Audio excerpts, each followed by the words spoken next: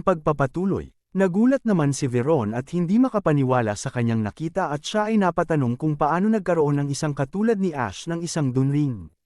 At biglang may lumiwanag ng napakalakas at may lumalabas na malakas na enerhiya na nagmumula sa dunring na inilabas ni Ash at sinabi niya na ipapakita niya daw kay Veron ang kapangyarihan na ipinagmamalaki niya. Nagulat naman si Veron at napatanong kung totoo ba daw itong dunring ang hawak-hawak ni Ash.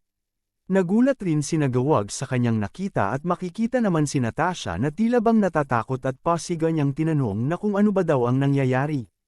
Napasigaw naman si Gawag at napatanong na kung gaano ba daw kalaki ang manahol ni Ash. At hindi siya makapaniwala sa kanyang nasasaksihan sa ngayon at ito daw ay napaka-imposible. At makikita na nag-iba na ang suot-suot ni Ash mula sa kanyang braso, sa kanyang binti at sa kanyang katawan. Nanginginig naman na nagsalita si Veron. Sinabi niya na tiyak siyang may hindi daw tama tungkol dito. At paano daw nagkaroon ng tulad ni Ash ng ganitong klaseng armor na may pamilyar na pattern? At makikita si Ash na suot-suot ang armor na nagsisimbolo ng Agnes Duque family. Ang Knight's Tomb. At biglang napanganga ang iba pang mga estudyante sa likuran nila at nag-iba rin ang mga mukha nila ni Natasha at ni Gawag at siya ay nagsalita. Sinabi niya na imposible daw ito. At sinabi niya na ang suot-suot daw ni Ash ay ang The Agnes Duque family symbol ngunit paano daw ito nangyari kung nag-graduate na si Babel von Agnes sa academy. At siya ay napasigaw ulit ng naisip niya na baka si Ash ang pinag-uusapan na bata na naging mana user sa edad na siyam na mula sa Agnes Duque family. Pagkatapos namang gamitin ni Ash ang dunling siya ay nagsalita. Tinanong niya si Veron na di ba sinabi nito na ang kapangyarihan ng isang pamilya ang nagtatakda ng lahat sa loob ng academy. At ipinakilala na ni Ash ang tunay niyang pagkakakilanlan. Pasiga niyang ipinakilala sa lahat na ang kanyang totoong pangalan ay si Joshua von Agnes. At pasiga niya din tinanong sila na kung gaano ba daw kataas ang kanyang family position sa lugar na ito. Nanginginig naman sa takot si Veron at hindi na makapagsalita ng maayos nang malaman niya ang totoong pagkakakilanlan ni Ash. At bigla namang nagsalita si Natasha. Sinabi niya kay Joshua na meron lang daw sigurong hindi pagkakaunawaan sa kanila. At kung alam daw nila ito sa simula pa lang na ang young lord na nasa harapan nila ay mula pala sa The Agnes Duque family ay hindi sana. Hindi na niya natapos ang kanyang sasabihin dahil galit na galit siyang sinigawan ni Joshua na tumahimik dahil hindi naman daw siya ang tinatanong nito. At biglang nagpakawala ng napakalakas na mana si Joshua at galit na galit din itong itinanong sa kanila na kung sa tingin daw ba nila ay patatawarin silang lahat ni Joshua, sila na ang tingin lang sa buhay ng ibang tao ay basura habang naniniwala lamang sa kapangyarihan ng inyong pamilya at itinatapon ng isang tao sa kaibuturan ng kawalan ng pag-asa nang walang kaunting guilt man lang na nararamdaman. Nagsalita naman si Gawag. Sinabi niya kay Joshua na sandali lang daw dahil sila ang mga successors ng the 12 families. At tinanong niya si Joshua na hindi naman daw siguro nito gustong maging kaaway ang mga anak ng bawat pamilya na nandito. Nakangiti namang tumugon si Joshua. Tinanong niya ito na hindi ba siya si Gawag, at kung ganoon daw ay hayaan siya nitong ibalik sa kanya ang sarili nitong tanong, gusto rin ba daw ni Gawag na maging kaaway ang The Agnes Duque family?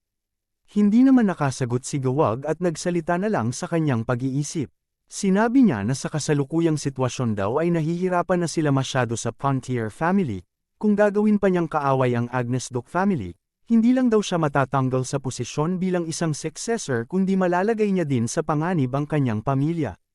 Dahil ang Agnes Duque family daw ay nasa ibang antas kumpara sa the Pontier family. Nagsalita naman si Joshua. Sinabi niya sa kanila na ang kanyang sadya lang daw ay ang mga taong nanakit sa kanyang mga kaibigan at bibigyan niya daw ng pagkakataon na umalis ang lahat na hindi nauugnay sa mga taong nanakit sa kanyang mga kaibigan. Bakas naman sa mga mukha nila ni Natasha at Gawag ang takot at ganun din sa iba pang mga estudyante na nasa likuran nila at nagsalita ang isang estudyante. Sinabi niya na naalala niyang mayroon pa daw siyang assignment na kailangang tapusin. Nagalit naman si Gawag nang narinig niya ito at tinanong niya kung sinusubukan ba nito na pagtaksilan sila. At bigla na silang lahat nagsitakbuhan paalis habang sumisigaw ng kani-kanilang mga dahilan. Sinigawan naman sila ni Veron na bumalik at tinawag niya silang mga nakakaawang mga bastardo. At sinabihan niya sila na kung sa tingin daw ba nila ay makakaligtas sila pagkatapos ng kanilang pagtataksil ay nagkakamali daw ang mga ito. Bigla naman siyang nagulat nang napansin niyang nasa likuran na niya si Joshua at ito ay nagsalita. Sinabihan niya si Veron na unahin daw muna nitong alalahanin ang kanyang sarili. Dahil ang araw daw na ito ay ang araw kung saan mawawala na ang Araxia mula sa Academy. At pinalibutan na ni Joshua ng mana ang hawak nitong espada at makikita naman si Veron na nanginginig ito sa takot at nagsalita. Tinanong niya si Joshua na kung pwede pa ba daw nilang pag-usapan muna ito. Sinigawan naman siya ni Joshua na sigurado daw siya na binigyan na niya ng pagkakataon si Veron at makikita na aatakihin na niya si Veron gamit ang kanyang espada. Nagulat naman si Veron at tila bang naging estatwa na lang na nakatayo sa harap ni Joshua. At nag-slash attack si Joshua at direktang nataman si Veron at tumilapon ito papalayo at bumagsak ito ng napakalakas at nawalan kaagad ito ng malay at unti-unti nang nawala ang armor na nakapalibot sa kanyang katawan. Napatulala naman sina Natasha at Gawag sa ginawa ni Joshua at napatahimik na lang. Tinawag naman ni Joshua si Gawag at inutusan nitong dalhin na ang walang malay na si Veron at umalis. Hindi naman kaagad sinunod ni Gawag ang inuutos ni Joshua at sa halip siya ay nagsalita. Sinabi niya na nabalitaan niya daw na ang opisyal na successor ng The Agnes Duque family ay si Babel. At kahit gaano pa kalaki ang talentong meron daw si Joshua, ang katotohanan daw na iyon ay hindi mababago. At siguradong pagsisisihan daw ni Joshua ang ginawa niya sa araw na ito. Nakangiti namang tumugon si Joshua at sinabi nito na aabangan niya daw ito. At binuhat na ni Natasha ang walang malay na si Veron at tinawag na si Gawag at nagsalita. Sinabi niya na kailangan daw nilang dalhin agad si Veron sa infirmary kung kaya tulungan na daw siya nito. At dali-dalian naman tumakbo si Gawag para tulungan si Natasha. Napabugtong hininga naman si Joshua pagkatapos ng lahat ng iyon at tinawag siya ni Agaris. Napansin naman siya ni Joshua at nagsalita. Sinabi niya na ang lahat naman daw ay mayroong mga sariling mga sekreto kagaya daw ni Agaris. Ngunit humihingi daw siya ng paumanhin dahil naranasan nila ang ganito dahil sa kanya. At tinanong niya kung okay lang ba daw sila.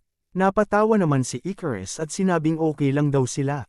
Nagsalita naman si Joshua at sinabi niya kay Icarus na mukhang hindi daw na-surprise si Icarus nang malaman niyang mula siya sa The Agnes family.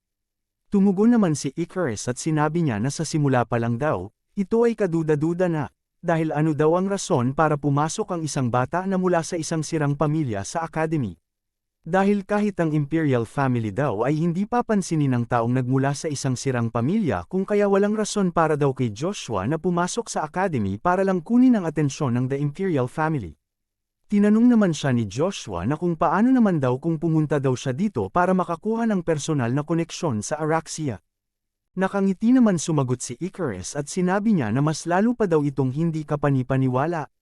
At sinabi nito na kahit ang mga bata na nandito sa Academy ay hindi papansinin ng isang batang nagmula sa sirang pamilya. At tinanong niya si Joshua na kung hindi pa ba daw niya ito magawang malaman sa pamamagitan lang ng pagtingin nito sa kanya. At higit daw sa lahat ang mga pahiwatig sa konteksto ay medyo malinaw. Hindi pa man daw ito napapansin ni Joshua pero sa 1,000 trainee na pumasok sa Academy si Joshua lang daw ang tanging nagmula sa isang sirang pamilya. At kung titingnan daw ang mga nakaraang mga pangyayari, mayroon daw 9 sa 10 tao ang tinatago ang kanilang tunay na pagkakakilanlan. Tumugon naman si Joshua at sinabi niya na hindi niya daw alam yon at siya ay nagsalita sa kanyang pag-iisip. Sinabi niya na gaya nga daw ng kanyang inaasahan kay Icarus, sa pamamagitan lamang ng pagkakaroon ng lakas ng loob na sabihin ang kanyang naiisip kahit na alam niya ang katayuan ng ibang tao ay maaari daw niyang tunay na matatawag ang kanyang sarili na isang top-notch strategist. At ito daw siguro ang nagbigay daan kay Icarus noon na isipin na kaya niyang harapin ang isang hukbo ng 1,000,000 sundalo na may puwersa lamang na 10,000 at napangiti na lang siya habang humahanga at nakatingin kay Icarus. At napansin naman ito ni Icarus kung tinanong niya ito kung bakit ba daw ba tinitingnan siya ng ganyan ni Joshua. Tumugon naman si Joshua at sinabi niya na dahil daw mayroong magagandang mata si Icarus. Napatulala na lang si Icarus nang narinig niya ang sinabi ni Joshua sa kanya. Thrawn Principality, isang maliit na bansa na nasa ilalim ng pamumuno ng The Swallow Empire sa mahabang panahon. Si King Anthony na nag-alay ng kanyang buhay para sa kalayaan ng Thrawn Principalities ay pumanaw na sa edad na 72 dahil sa malupit na kapalaran ng langit. At makikita ang isang babaeng nakaluhod habang walang tigil itong umiiyak sa lungkot. At may biglang humawak sa kanyang balikat na isang tao at nagsalita. Sinabi nito na kailangan na daw ng prinsesa na palayain si King Anthony na nakasakay ang walang buhay na katawan nito sa isang bangka. At tumigil na sa pag-iyak ang prinsesa at unti-unti nang gumalaw ang bangka papalayo. Nilinggan naman ng prinsesa ang lalaking may pulang buhok at nagbigay na ito ng signal sa kanya.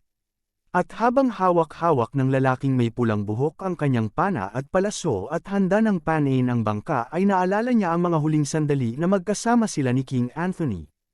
Humingi ng tawad si King Anthony sa kanya dahil sa oras daw na kung saan mayroong gabundok na mga trabaho na dapat tapusin ay siya lang daw ang tanging nag-iisang nagpapahinga. Nagsalita naman ang lalaking may pulang buhok at sinabi niya sa kanyang kamahalan na si King Anthony na huwag daw ito magsalita ng ganyan. At sa huling sandali ng kanyang buhay, sinabihan niya si Uravis na iiwanan na niya daw ang kanyang anak na babae at ang throne sa kanya. At simula daw ngayon ay sa kanya na umaasa ang throne.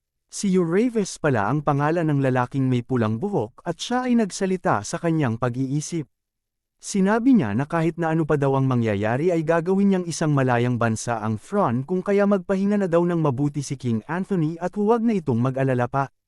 At gamit ng kanyang mana ay sinindihan niya ng apoy ang panang hawak niya at binitawan ito patungo sa bangka na sinasakyan ng walang buhay na katawan ni King Anthony. At umapoy na ito at tuluyan ng nasunog ang katawan ni King Anthony.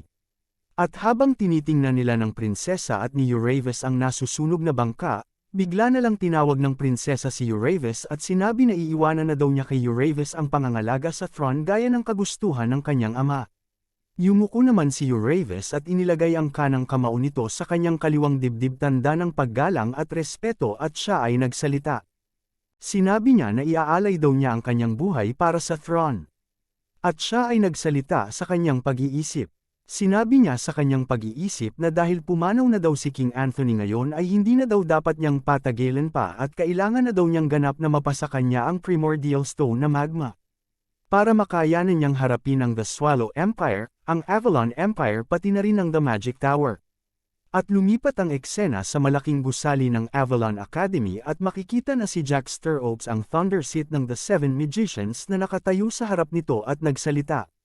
Patanong niyang sinabi na ito pala ang Avalon's Academy.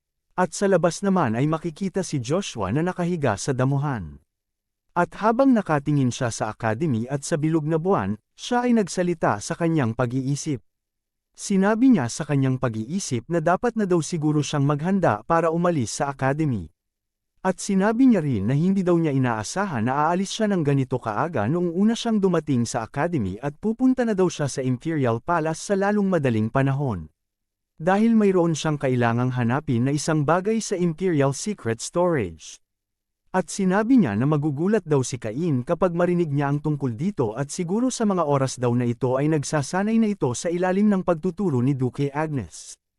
At bigla siyang napalingon nang makita niyang may biglang dumating mula sa likuran niya. Si Jack Stirrups pala ang dumating at nagsalita. Sinabi niya na nagkita na rin daw sila sa wakas ni Joshua at sinabi niya rin na matagal na daw niyang hinahanap si Joshua. Agad namang tumayo si Joshua at tinanong niya si Jack kung sino ito. Tumugon naman si Jack at ipinakilala niya ang kanyang sarili.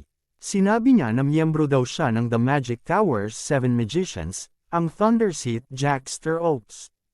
At nandito siya upang bawiin ang Bronto na kinuha ni Joshua sa The Forest of Dark Beings.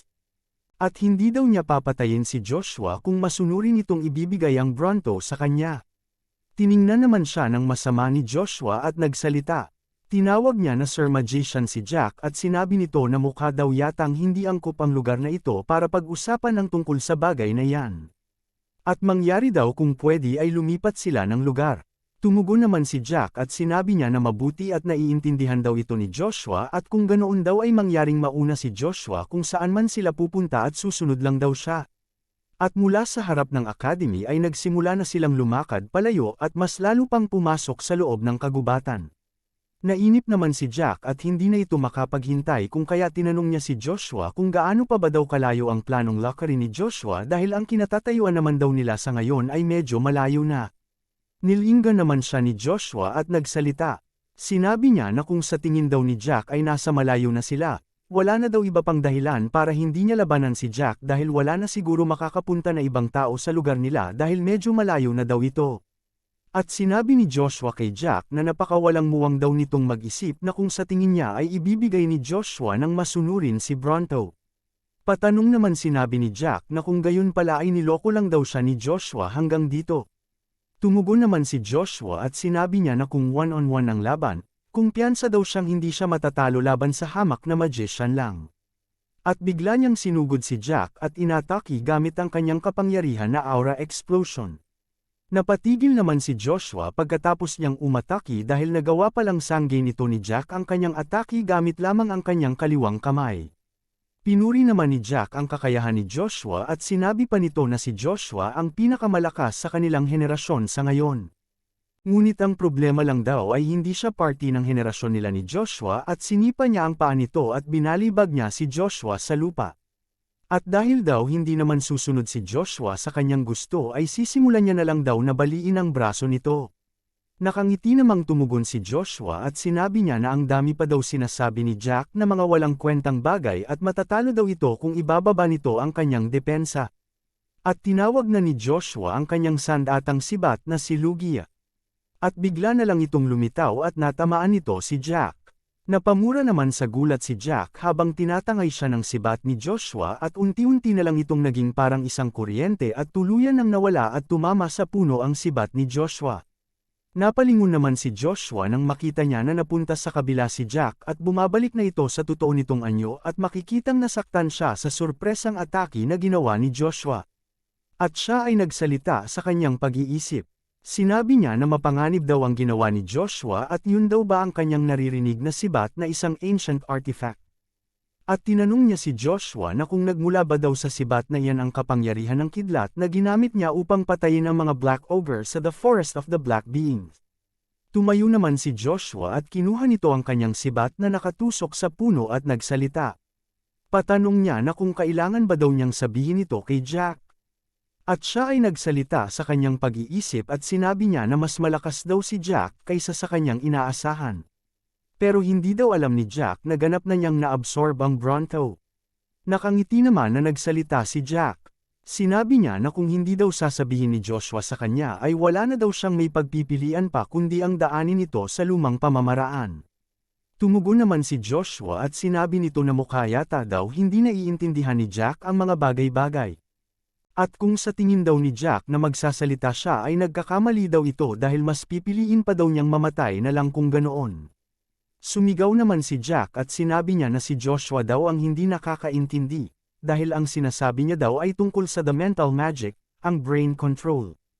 At mabilis kaagad itong kumilos at parang nag-teleport papunta sa likod ni Joshua.